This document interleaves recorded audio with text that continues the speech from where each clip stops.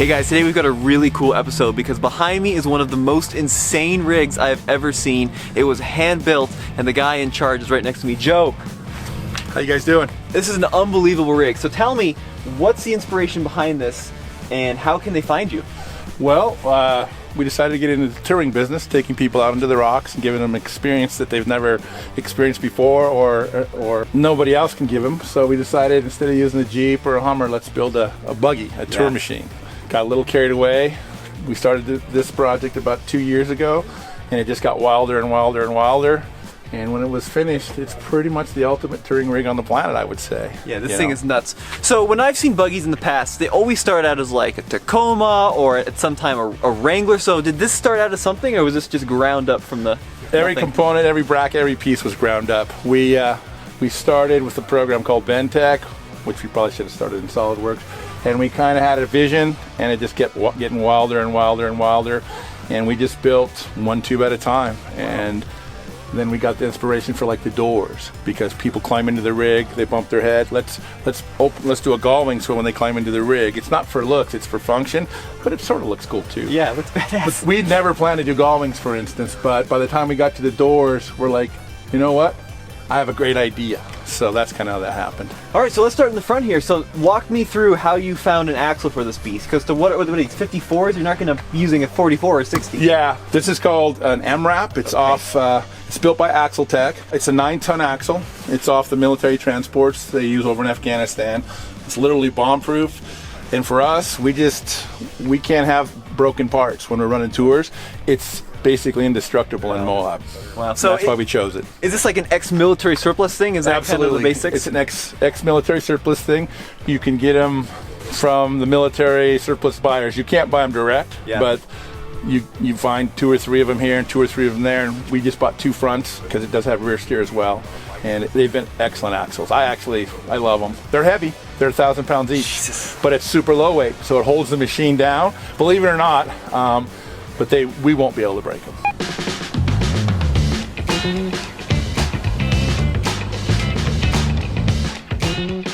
All right.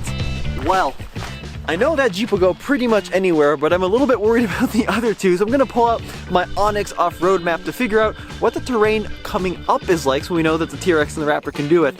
Of course, I'm being facetious, but Onyx off-road is really cool because we have really detailed satellite and topographical maps, and you can download the map to your phone because out here, there's not a lot of anything, especially no service. So, let's keep on going. I think the trucks will be fine, but we'll have to wait and see.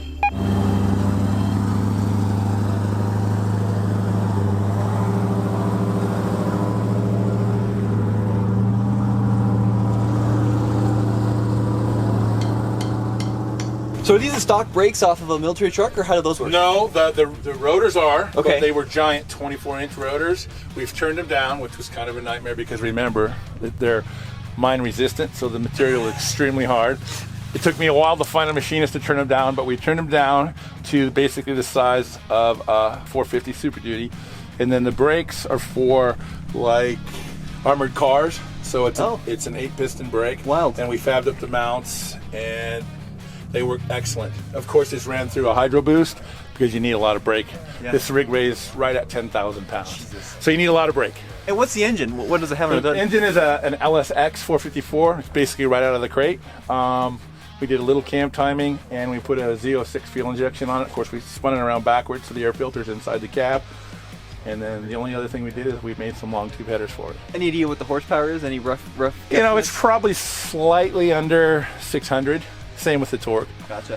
When you fuel inject them, believe it or not, the horsepower goes down, but the torque goes up. And when you're standing the thing straight up and down, you need fuel inject. Yeah. Carbs aren't going to. No option, yeah.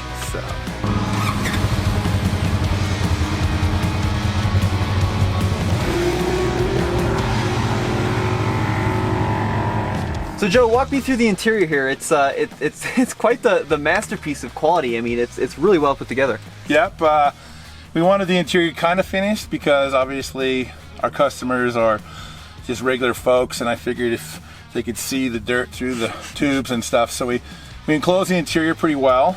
It has 4 cameras on it, so I can see front to back, side to side, so I know where I'm at on the trail. Obviously, this is your ECU master. It controls all of the engine management. Nice.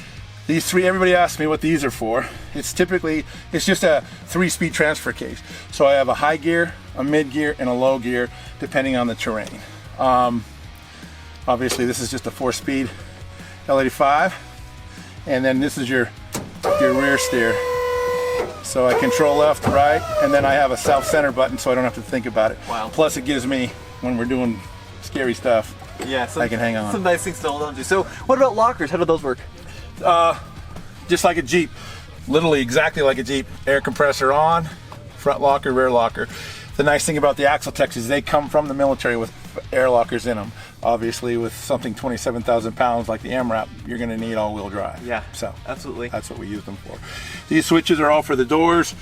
It has going doors, like I told you, so I can individually open them, or I can open and shut them all at once, which is kind of neat when you got a full load. Everybody wants to get out at the same time. Yeah. The bottom half folds down manually. Got your cup holders, you got your USB charging systems, everything that they might need out on the trail to keep capturing the experience. So have you put this through pretty much every trail out here in Moab? Is there any you haven't tried? Yeah, I mean we've done, like, you got to take it to Pritchett, which everybody thinks that's the hardest one. So it pretty much walks Pritchett. But mostly we concentrate on trails that the customer, the consumer, the tourist wants. But we did a lot of Poison Spider last year. And this year we're just gonna have to give it down, and Hell's Revenge is pretty much where it's gonna run, but it'll do Behind the Rocks and Pritchett. It'll fit through most trails. If it has an Achilles heel, it's slightly wide, so we have to be cognizant of that. But it'll go anywhere you want it to go. So Joe, I mean, this thing is insane, but do you have any other future plans with making it bigger or crazier?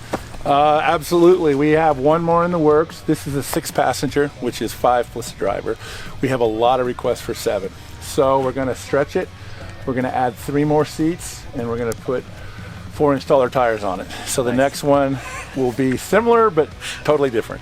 Absolutely insane. Now, how do people find you if they want to go for a ride and a tour in this bad boy? The fastest and quickest way is just go to epic4x4adventures.com. That's epic 4x4 adventures.com, and it'll fill you all the information, and then from that point you can book a tour. We also do modified side-by-sides if you want to drive. So yep, that's how you get us. Nice. All right, well, thank you so much for joining us. This was just such a pleasure to see such an amazing rig, and check out TFL Truck and TFLoffroad.com for the latest and greatest in crazy built rigs.